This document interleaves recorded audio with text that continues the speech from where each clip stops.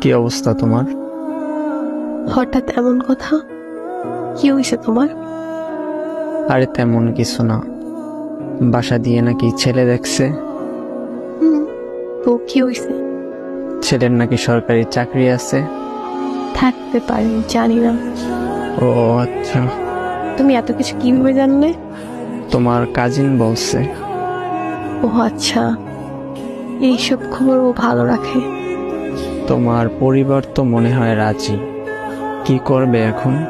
আমাদের সম্পর্ক কি এখানেই সমাপ্তি? এই শোন, বিয়ে আমি করব, আমার পরিবার না। আর তোর এত কিছু কে ভাবতে বলছে? তোর সামনে পরীক্ষা, তুই পড়াশোনায় মনোযোগ দে। আমি তোর ছিলাম, তোর আছি, তোরই থাকবো। তুই পরীক্ষাটা দে আগে, তারপর হাত ধরে নতুন জীবন শুরু করব। সত্যি তো? হ্যাঁ সত্যি।